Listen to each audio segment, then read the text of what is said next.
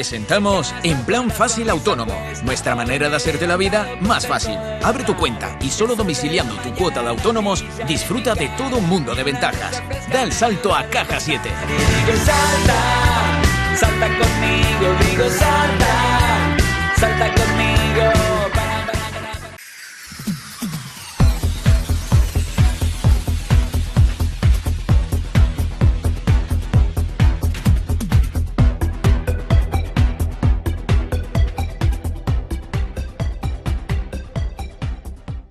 Bueno, pues esto es un periodo de corto de tiempo que teníamos que exponer a hablar algo que yo creo que es de interés para el contenido del máster, que es la ordenación del territorio. Entonces ahí, como geógrafo que tratamos todos estos temas, pues intentaba comunicar a los alumnos y a las alumnas pues la importancia que tiene la consideración de la ordenación del territorio para las prácticas agropecuarias que existen en el archipiélago, fundamentalmente centradas en nuestras islas, ¿no?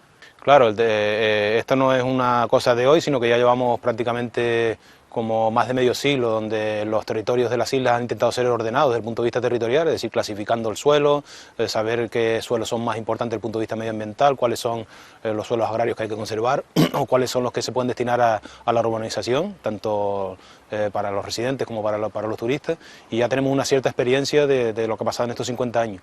Y efectivamente existen una serie de problemas que hemos ido detectando y que van desde la no respeto de las leyes y de las normativas de ordenación territorial hasta un abuso de la clasificación del suelo que va en contra de la conservación de los recursos naturales y también en este caso, porque nos interesa más directamente, del tema de los suelos agrarios que en las islas están desapareciendo por la urbanización y también como consecuencia del cambio de sistema económico que hemos tenido, de pasar de unas islas que vivían fundamentalmente del turismo, de la agricultura hacia el turismo, con lo cual la agricultura ha pasado a un segundo término y no puede competir por los usos del suelo con el sistema turístico. Entonces los agricultores y las agricultoras se ven abocados a tener que depender enormemente de este alza de los precios, que implica dos cosas, el alza de los precios de la tierra y el alza de los precios del agua, ¿no? Entonces esa sobrevaloración de la urbanización del territorio es lo que está detrás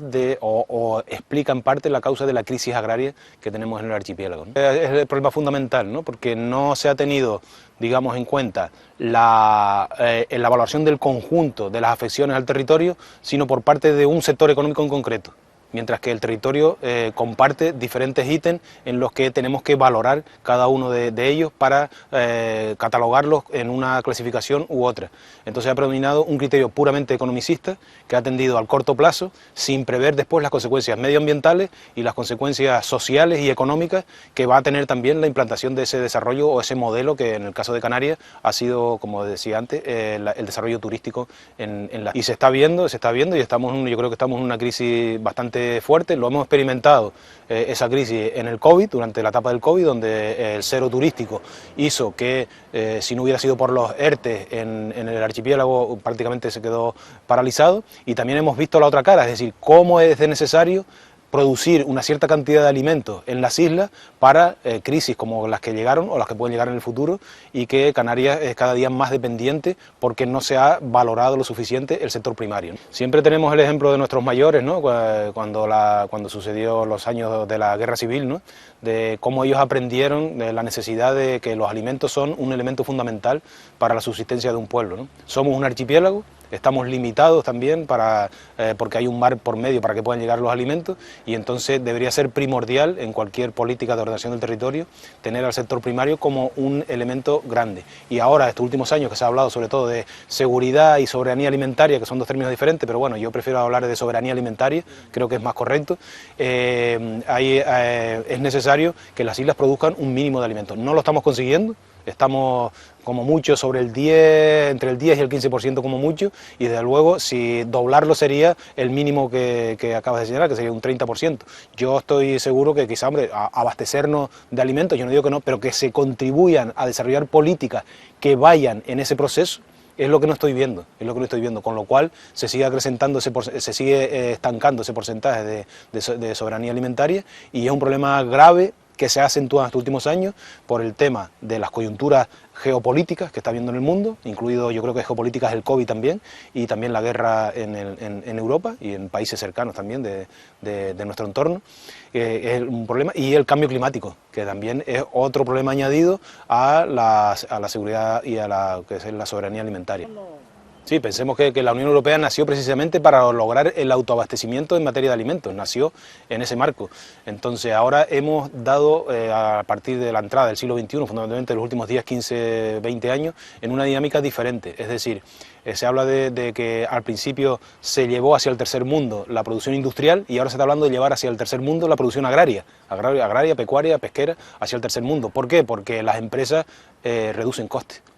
Y al reducir costes por temas de mano de obra, por temas de normativas medioambientales bastante difusas que existen en esos países, pueden producir gran cantidad de alimentos a bajo coste para traerlos hacia el primer mundo. Y entonces se está renunciando en parte a esa soberanía alimentaria. El caso de Canarias encima es que estamos en la periferia de Europa, estamos más cerca del continente africano que de Europa. Y esas políticas influyen doblemente. ¿Por qué? Porque vale mucho más barato producir alimentos en Europa o en el tercer mundo que lo que se producen en las Islas Canarias. Pero no porque económicamente sean más caros, sino porque no hay una política de proteger la producción interna para que esos productos sean asequibles, para que sea rentable para los agricultores y que sean asequibles para la población que los consume. Al fin y al cabo es una única moral, pero que se manifiesta doble. Quiero decir, por ejemplo, cuando los viticultores de Francia se quejaban de las importaciones de vino, por ejemplo, de la India o de China, que compiten con los vinos franceses, no se dan cuenta de que las empresas francesas son las que están invirtiendo en la India y en China. Entonces, el enemigo no son los hindúes o los trabajadores chinos que están en la viña, sino son las propias empresas multinacionales europeas que van buscando el abaratar los costes. Entonces, aquí, dentro de la Unión Europea, hay una cierta normativa que no les queda más remedio que seguir, porque también ellos venden eso dentro de la Unión Europea, pero al mismo tiempo son más, son más fáciles de llevar a cabo en otros países sin esas normativas que se aplican dentro de la Unión Europea, con lo cual es una sola moral realmente, pero que tiene un doble ámbito, según sea producción europea o según sea producción del tercer mundo. Pues yo creo que lo primero que habría que hacer, es decir, estamos hablando de 15 y quieren batir récord de turistas de llegados a Canarias. Es decir, lo primero que hay que hacer es decir, Canarias ya llegó a un tope en la llegada de turistas y por lo tanto tiene que haber un tope en la clasificación de nuevo suelo para desarrollo turístico. Tiene que haber algo que ya permita que esto, ya hemos sobrepasado ese ámbito, ¿no? Entonces, eso para empezar. Y lo que hay que hacer es recualificar el producto turístico, en todo caso, recualificar el producto turístico. Entonces, en el sector primordial de las islas sería eso, parar y recualificar el sector turístico para que sea un sector más rentable, ¿no? Por ejemplo, es curioso, es que en el caso de las Islas Canarias, es decir, un producto turístico de la misma igual en Canarias que en Estados Unidos es más productivo el de Estados Unidos 7 veces más que el de Canarias. Es decir, que la misma actividad produce mucha más renta en Estados Unidos que lo que produce en Canarias. Entonces es que estamos produciendo mal. Estamos produciendo a un coste que tiene después repercusiones medioambientales, sociales, etcétera, etcétera. Entonces yo creo que lo primero que habría que hacer es que el turismo ya llegó a su tope, es decir, 15 millones de turistas no lo tienen muy pocos lugares del mundo, muy pocos lugares del mundo tienen eso, en un territorio tan pequeño, tan reducido, cerca de un desierto de los más áridos del mundo, con limitaciones de recursos de agua y de territorio. Y lo otro sería que ese territorio que tenemos, que son 3/4 partes del territorio abandonado de lo que fue la agricultura canaria en su día, es establecer una política de desarrollo agrícola, pecuario y pesquero también, creo que hay que incluirlo, de desarrollo de ese sector que está siendo, digamos, no tenido en cuenta y que es muy importante de cara a los problemas que vimos con anterioridad. Paisajísticamente hay paisajes agrarios que los turistas vienen a verlo porque es un paisaje agrario nuestro. Pues, pensemos en la Jeria, o pensemos en Valle Gran Rey, o pensemos en los Hables del sur de Tenerife, es decir, o aquí en La Palma, pues todas las viñas del norte de la isla, ¿no? Hay personas que vienen a ver eso. Por otro lado, descenderíamos en el tema de erosión, desertización, pérdida de suelo, etcétera, etcétera. Se daría más empleo, diversificaríamos la actividad económica porque detrás de la agricultura, la pesca y la ganadería tendríamos un sector agroindustrial del que se puede también diversificar la economía, y pasaríamos a un desarrollo mucho más equilibrado en lo que es la ordenación del territorio, en el sentido de no más consumo de territorio, sino que el que tenemos que conservarlo a todas luces. Y eso no implica que los espacios naturales desaparezcan, ni mucho menos, sino al contrario, es una protección también con los mismos espacios naturales, ¿no? Recuperación de acuíferos, por ejemplo, todo eso está muy relacionado con los ecosistemas que el ser humano aquí en Canarias ha creado, agrosistemas que son enormemente sostenibles, y que lo que se trata es de ampliar, de recoger aquellos elementos que nuestros ancestros hicieron en el pasado y darle un carácter científico para proyectarlo en la mayor parte del territorio. Entonces sería como eso, parar el desarrollo turístico, ya está bastante bien, da un empleo y no hay que reconocerlo, no se trata de demonizar el turismo, por supuesto, sino que hemos llegado a este punto, y tratar de diversificar la economía con una política del sector primario importante y del sector industrial también, ¿no? Grupos ecologistas, es verdad que hasta ahora han pasado un poco desapercibidos, tenemos una lucha ecologista que viene de los años 70, pero ahora hay unos elementos nuevos que han hecho que jóvenes estén interesados en precisamente apoyar esas luchas, porque están viendo que su territorio, el territorio que los ha visto nacer, está experimentando unas transformaciones como nunca antes ha habido en la historia de Canarias. Entonces creo que hay que apoyarles, creo que están haciendo un trabajo importante, porque son grupos ya que están bastante formados desde el punto de vista jurídico, desde el punto de vista medioambiental, desde el punto de vista también económico, plantean soluciones también, no es el no a todo, sino que están planteando también soluciones alternativas, y creo que en el futuro ya lo están jugando. En las últimas luchas que ha habido en Canarias se nota que está jugando un papel importante. Hay un elemento que no se había trabajado mucho hasta el momento, que es el tema de las redes sociales. También ha habido un avance, porque son personas grupos que están muy metidos en las redes sociales, y los discursos esos están llegando cada vez a mayor grupo de gente, ¿no?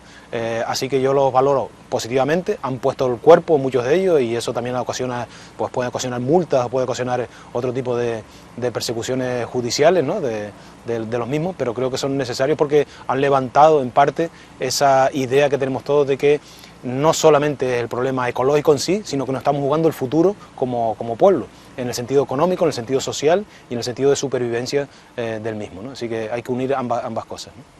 Sí, yo creo que el tema del agua es fundamental para este archipiélago, para todas las islas en general, puede que unas más que otras, pero ya vemos que la crisis de los recursos hídricos ya se está extendiendo a islas como La Palma, que tradicionalmente no habían padecido esos problemas, pero se está extendiendo ahí. Lo tenemos también planteado en La Gomera, que también es una isla tradicionalmente que tenía recursos suficientes de agua, y a las demás islas, no hablemos ya de las islas occidentales, pero en Tenerife y Gran Canaria la sobreexplotación de los acuíferos ya es un hecho patente, ¿no? Entonces yo creo que el agua tiene que ser un recurso lo más público posible, aunque hay intervención, como ha habido históricamente de la iniciativa privada, que han sido muchos ahorradores, pequeños agricultores que han invertido en pequeñas galerías con sus inversiones, y han posibilitado pues que el regadío se haya extendido en las islas, y también han dado lugar a que pues tengamos agua para beber cuando abrimos el grifo, ¿no? Pero eso no quita que históricamente en Canarias el agua ha estado concentrada en determinados grupos muy minoritarios, que todavía hoy tienen, después de 5 siglos, siguen teniendo un poder enorme en el agua, ¿no? Y esto hace que un recurso que tiene que ser público, necesario para todo el mundo, tenga que tener cierta regulación para que sea primero, para que llegue a donde tiene que llegar, y segundo, para que sea un recurso que esté distribuido de una manera lo mejor posible. Entonces, en ese sentido, yo creo que caminamos hacia una crisis del agua. Hay muchas islas ya que con los acuíferos no tenemos para abastecer a la población y a la agricultura, y están entrando en juego otras empresas que hasta ahora no habían tenido un papel importante en las islas, que son grandes multinacionales que están gestionando los recursos hídricos. Entonces, claro, si antes teníamos ya que regularlo, pues con mayor razón en estos momentos, porque las instituciones públicas están delegando el suministro de agua en empresas que tienen su sede en la Bolsa de Nueva York o en las bolsas europeas. Son grandes, estamos hablando de grandes multinacionales. Por lo tanto, como el recurso es tan importante para la supervivencia, con mayor razón necesita de una regulación mayor, ¿no?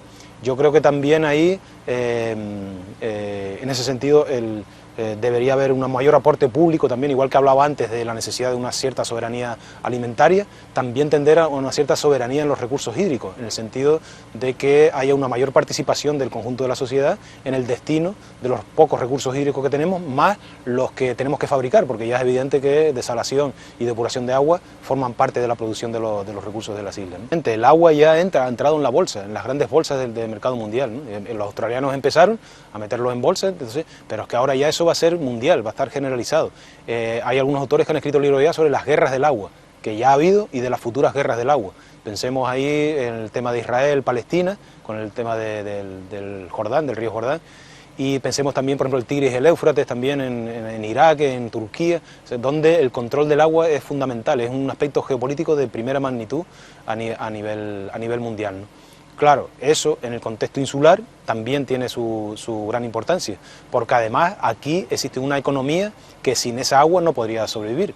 Ya la agricultura sabemos que es necesaria, pero es que el sistema turístico tampoco podría sobrevivir si no tiene cierta garantía de suministro de agua. Y como ha pasado en las islas más áridas, donde casi el 90 y pico % de la producción es de agua desalada, pues con mayor razón todavía, ¿no? Sería inexplicable que existieran centros turísticos en Lanzarote y Fuerteventura sin ese tema. Con lo cual, no solamente estamos hablando de un recurso que para abastecer a la propia población, que ya es lo principal, creo yo, pero también para el propio sistema económico que existe en las islas, ¿no? O sea, que ellos son los primeros que especulan, si te fijas, siempre esas multinacionales van a la rentabilidad al corto plazo y no piensan nunca en el futuro. Entonces hay especulación realmente. Y ahora las grandes multinacionales de recursos hídricos y del agua, que cada vez están más interconectadas, si te fijas, cada vez están más interconectadas, son empresas, el control del agua y la energía es fundamental, cada vez están más interpenetradas a nivel multinacional, implica que esos puedan jugar con las formas de producción de energía o formas de producción de agua, de tal manera que ellos controlan el agua que está en los acuíferos a través de pozos y galerías, y también controlan el agua desalada. Entonces los precios, tú puedes jugar ahí con los precios. Es como cuando las importaciones de papas y las papas producidas localmente. ¿Quién las controla? La misma empresa. Cuando hay papas locales, traen papas de fuera para hundir los precios. Y cuando no hay papas locales, traen las papas de fuera a un precio elevado. Siempre ganan. Pues con la energía va a pasar lo mismo. Es decir, aquí hay viento y hay sol. La meterán en el sistema eléctrico cuando sea barato, porque la energía está alta. Y cuando sea lo contrario, cuando necesiten gas o necesiten petróleo, meterán más de ese tipo. Y siempre salen ganando, de una y la otra. Entonces, al final, las energías renovables sí, pero el control tiene que ser un control de la población, de la población en la que se instalan esas grandes empresas. Es difícil, sí, pero están especulando, están jugando a especular con la energía, que es fundamental, porque si no, no se mueve nada, y con el tema del agua, porque sin agua no se puede beber, ¿no? Son tres: energía, alimentos y agua. Fíjate qué tres recursos tan importantes para la supervivencia de un pueblo, ¿no?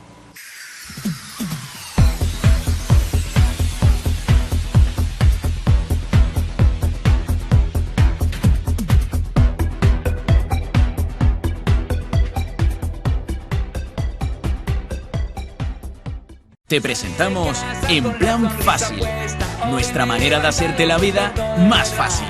Abre tu cuenta y disfruta de todo un mundo de ventajas. Da el salto a Caja 7. Despertar y digo salta, salta conmigo, digo salta, salta conmigo.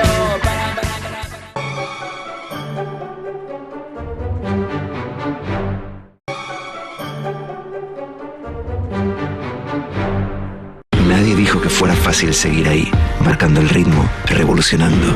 Por eso en Caja 7 tenemos un plan sin comisiones en tu cuenta, tarjetas y transferencias sin coste. Para hacerlo fácil, ya estamos nosotros. Consulta condiciones en caja7.com.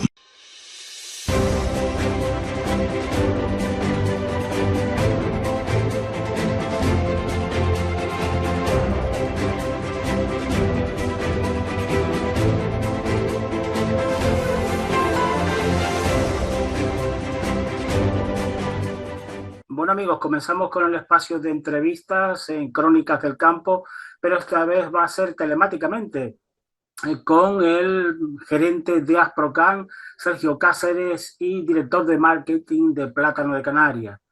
Con él vamos a tratar varios temas que son importantes en este momento de parón electoral y que todos queremos conocer varias respuestas sobre ello. Para eso vamos a comenzar, si les parece, con varias acciones que Plátano de Canarias está llevando y que, bueno, pues yo creo que son importantes para apoyar el tema de la salud y el tema social de la juventud también. Primero de todo es que Plátano de Canarias lucha contra la obesidad infantil y para ello ha puesto en marcha un programa para el consumo de plátano de Canarias, que es la fruta más vendida bueno, pues en nuestro país. ¿Es así, Sergio? Sí, al final Plátano de Canarias, bueno, de hecho lo hemos tenido hace muy recientemente, se nos ha reconocido como la fruta más consumida en nuestro país. Y eso no es más que porque estamos en los lineales, estamos en todas las fruterías, estamos en los hogares, con un nivel de rotación las 52 semanas del año. Entonces, como fruta, entre las más consumidas, vamos a decir, tenemos también una responsabilidad que nos debe ayudar, porque nosotros nos encontramos ahora mismo en una fase de recuperación, de cierta recuperación, desafortunadamente no para todos aquellos más afectados por el volcán, pero las islas en su conjunto y una buena parte de La Palma se ha ido recuperando producción, y eso nos ha llevado a un mercado en el que el contexto no ha sido a favor. Es un contexto de caída, de nueva caída del consumo de la fruta en general. Se consume, se come mucha menos fruta, y nosotros, siendo una de las frutas más consumidas, también no podemos ser ajenos a ese contexto. Un contexto en el que la gente va al supermercado y mide mucho más aquello en lo que gasta el dinero por la cuestión de la inflación. En definitiva, no era el mejor escenario.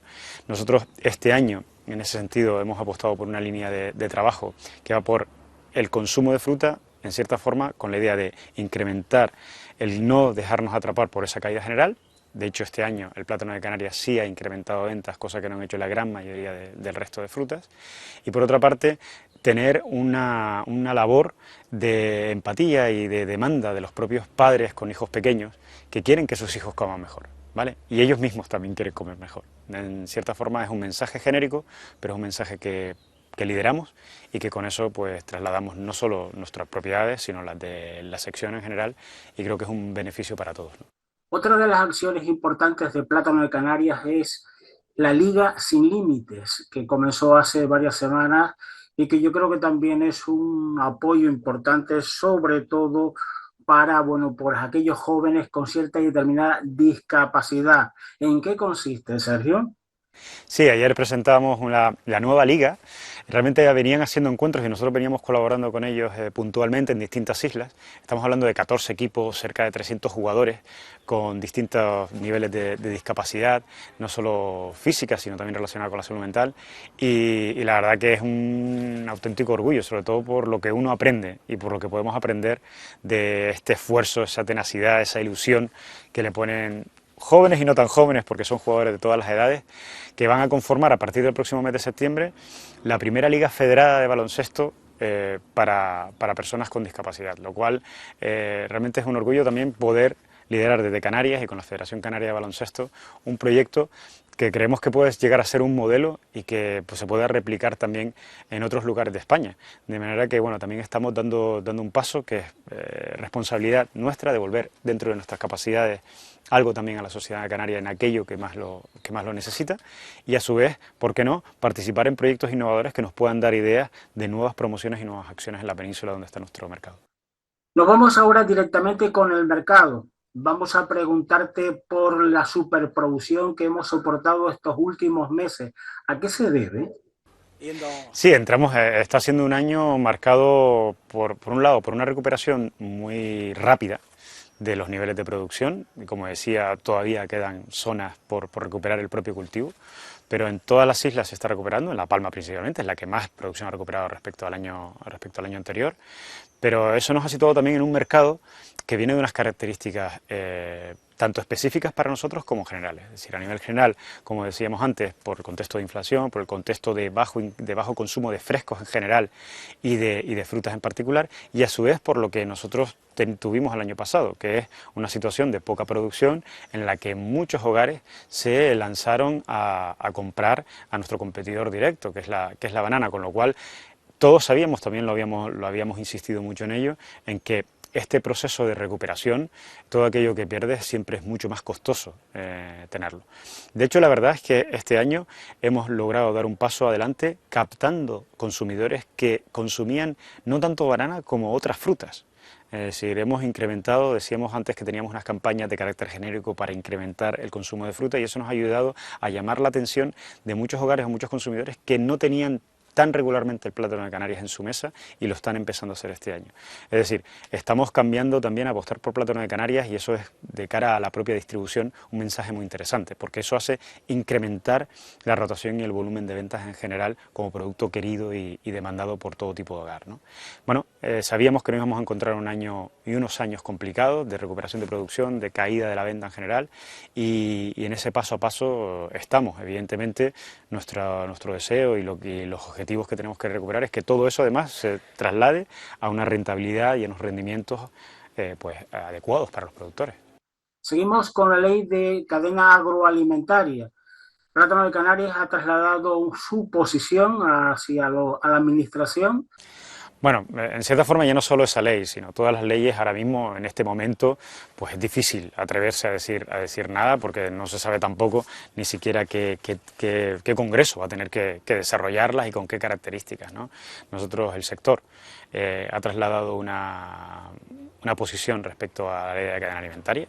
Lo cierto es que a poco que uno siga las distintas noticias de todos los subsectores agrícolas españoles, la situación no ha cambiado respecto a antes de la entrada en vigor de la ley. Tal y como preveíamos, pues lo cierto es que la oferta y la demanda funcionan en un mercado libre en el que tenemos que defendernos y seguir haciéndolo como lo hemos hecho siempre, y en el que la ley no ha marcado un antes y un después respecto de eso, ¿no? Nosotros en esto pues estaremos atentos como siempre a qué modificaciones o qué reformas se plantean. Tuvimos una situación, digamos un tratamiento con una cláusula de excepción que no es salirnos de la ley, sino estar en la ley pero con unas condiciones de rentabilidad anual y que no nos obligasen a estar en situaciones ante situaciones de exceso de volumen o de volumen repentino o de crisis de mercado, vernos en la necesidad de estar con una amenaza de sanciones millonarias que prácticamente cerrarían el sector en algunos casos, o bien con la imposibilidad de enviar productos a la península, lo cual tampoco tendría mucho sentido. Entonces, bueno, en estas circunstancias estamos y con esas cláusulas estamos trabajando. Hay que tener en cuenta que entra el registro de contratos ahora en este mes y que hay un nivel de burocratización y de costes administrativos muy grandes, en todos los frentes, no solamente en la ley de cadena alimentaria, sino en todos los distintos frentes a los que se sujeta nuestra actividad. Nosotros transparencia y toda la del mundo, pero también en cierta forma un poco de racionalidad respecto a qué se puede pedir, porque los agricultores quieren cultivar, quieren producir y las organizaciones de productores quieren empaquetar y quieren confeccionar su producto y vender lo mejor posible, y eso ya de por sí es un trabajo enorme de 1 millón de kilos al día que llega a Península y que tiene que llegar a toda España, algo que damos por hecho, pero no nos cansaremos de repetir que nadie come plátano por decreto, que llegamos a un mercado en el que hay muchas frutas, hay muchos productos alternativos, en el que hay barritas energéticas, chocolates, kiwis, hay todo tipo de frutas, todo tipo de alternativas, y también tenemos un competidor directo mucho más barato que nosotros por las condiciones para nosotros desleales que tiene. Bueno, pues en todo ese marco tenemos que seguir compitiendo, tenemos que seguir estando en la mente de la gente y ese es nuestro empeño. Seguimos con el mercado del plátano, pero en este caso con los diferenciales de precio entre el plátano en verde y el plátano de Canarias que paga el consumidor. No se entiende por muchos agricultores este diferencial de precios y piden una mayor proporcionalidad entre lo que se le paga al agricultor y lo que tiene que pagar el consumidor. Es muy importante que, como hemos, digamos, trasladado públicamente, pues pedimos que haya una mayor rapidez entre la conexión y una mayor proporcionalidad entre la conexión en el precio en verde que vendemos las organizaciones de productores y el precio de venta al consumidor, de manera que la relación oferta y demanda sea mucho más acorde y no lleguemos tarde o demasiado pronto, de manera que bloqueemos o saturemos el mercado. Eso, las organizaciones de productores nos consta que trabajan con distintos clientes, pero también es cierto que estamos ante un mercado en el que tenemos más de 100 operadores de plátano de Canarias de maduración, en el que tenemos afortunadamente miles de puntos de venta en todo el territorio nacional y en el que bueno, hay unas condiciones que no es ponernos de acuerdo entre cuatro. O sea, esto es una cuestión de libre mercado en el que hay que ir sensibilizando y sobre todo también trasladar al consumidor que no son los canarios los que determinan muchas veces veces ese, bueno, casi nunca ese precio final, porque en ocasiones es verdad que se nos traslada a responsabilidades que no tenemos y a veces no solo lo sufrimos por el nivel de precio, sino que además pagamos las consecuencias, ¿no? Entonces, bueno, en eso al fin y al cabo también uno tiene en sus clientes y en los puntos de venta esa ventana con la que uno puede llegar a millones de hogares. Llegamos a más de 16 millones y medio de hogares cada año, y eso solo te lo da un producto que está en todos los lineales de todos los puntos de venta. Entonces también ellos hacen su labor, también ellos hacen su trabajo, su disposición, y hay que equilibrar, y hay que ser conscientes no solamente de nuestra parte, sino de todos. Y seguimos con más preocupaciones, Sergio, puesto que en este caso el sector platanero y aquellos que se han visto afectados por el volcán y por esa recuperación de la isla de La Palma, bueno, en este momento, bueno, pues todos esos planes de recuperación están en parada electoral y nos preocupa que este momento, bueno, pues se mantenga en el tiempo durante todo el verano. ¿Cuál es tu opinión? Estamos en una situación que ya anticipamos en cierta forma también, sabíamos que venían estas elecciones, que las elecciones suponen un parón y que ese parón hay que recuperarlo.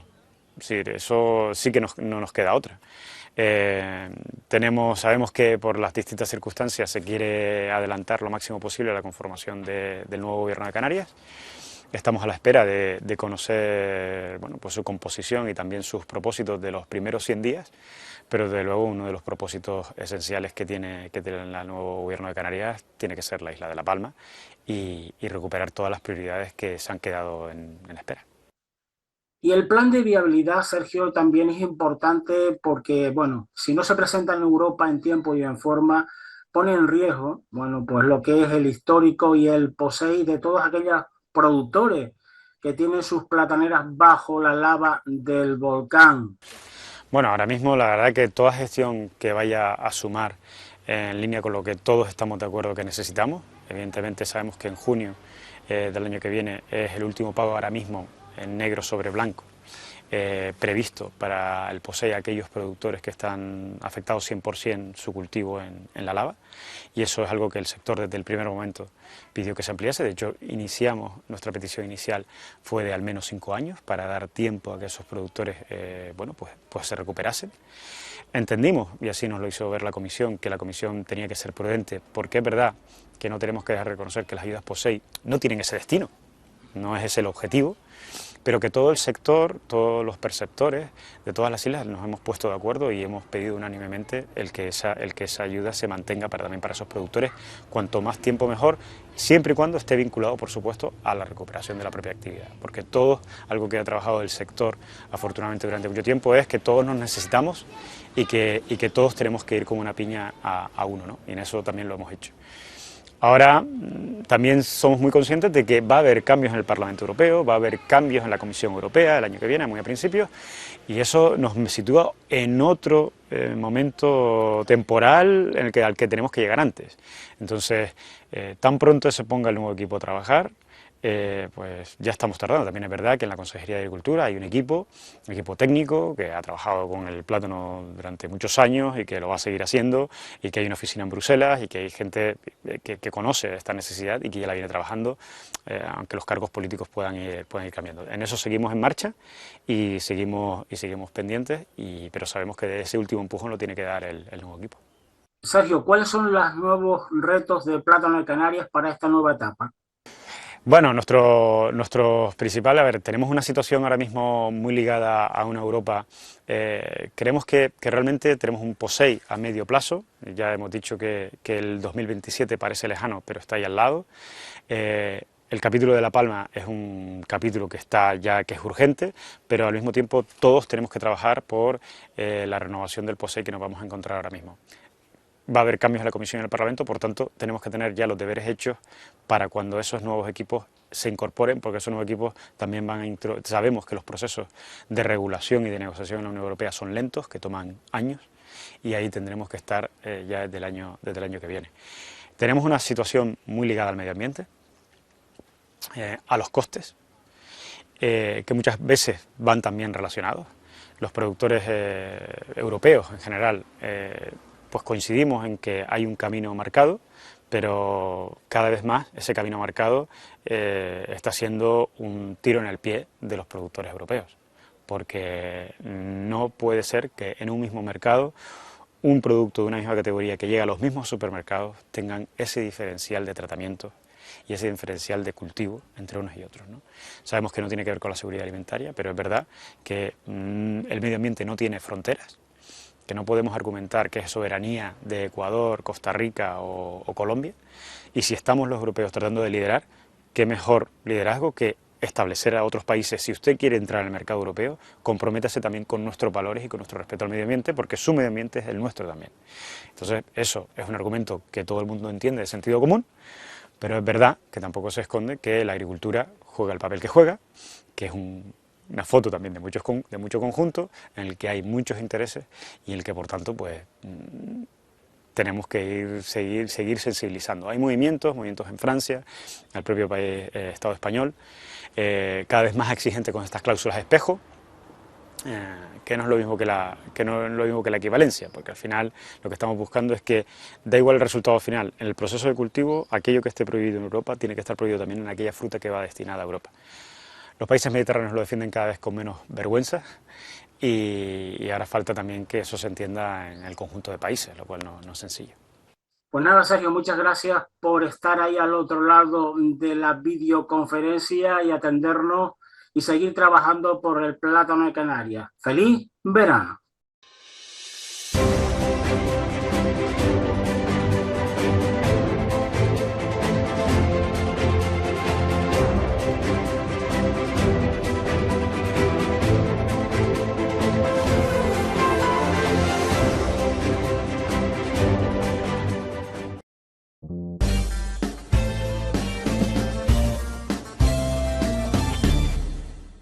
Bueno, nos encontramos en la Plaza de San Benito, delante de la Ermita del Santo, donde el próximo domingo, día 9, se va a celebrar la romería en homenaje al santo patrón. Quiero aprovechar la oportunidad para invitar a todo el pueblo de Tenerife a participar en la feria agroganadera que se va a celebrar en la Casa del Ganadero en San Diego, en La Laguna, desde el día 11 de julio hasta el domingo 16. Por primera vez la feria va a tener carácter insular. Vamos a dar a luz, por decirlo de alguna manera, a este cartel que tengo en la mano, a este nombre, Fagate, que va a ser el nombre con el que a partir de ahora se va a conocer a la Feria Agroganadera de Tenerife. Tenemos un amplio programa que va desde masterclass de cocina hasta diferentes actuaciones musicales que celebraremos durante todos estos días.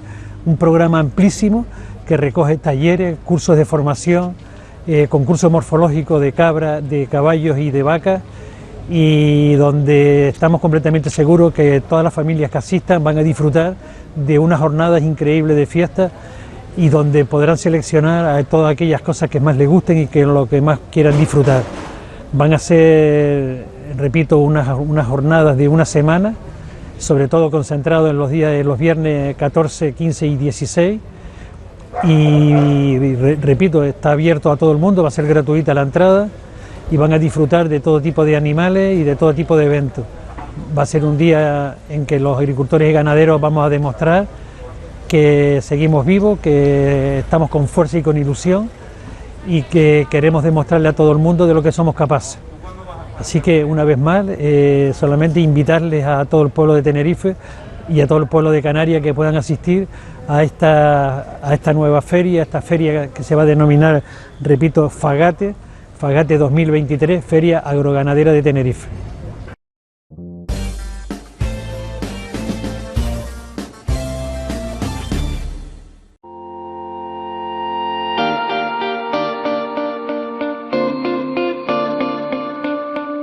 Hoy estamos aquí en nuestro encuentro anual con los blogueros. Son profesionales que colaboran con nuestro blog, el blog de Caja 7 con tu negocio. Para nosotros pues, son unos colaboradores muy importantes, primero por su aportación de opinión profesional, que creo que a todos los canales pues, nos interesa mucho, ¿no? Y después por otro lado, pues porque también nos ayudan a divulgar qué es Caja 7 y qué es lo que hace por Canarias. La ponencia que le traemos hoy es sobre inteligencia artificial aplicada a la redacción de blog. Estamos viendo que la inteligencia artificial no es una moda, es una tendencia. Y hoy vamos a compartir con nuestros invitados estas novedades. Después de 7 años que estemos aquí, el grupo humano que estamos, pues la verdad que es una gran satisfacción.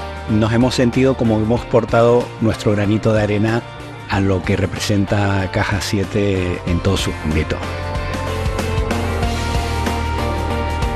Yo escribo en concreto sobre recursos humanos, pero mi última especialidad es el futuro del trabajo, porque el tema laboral está cambiando tanto que es lo que me apasiona.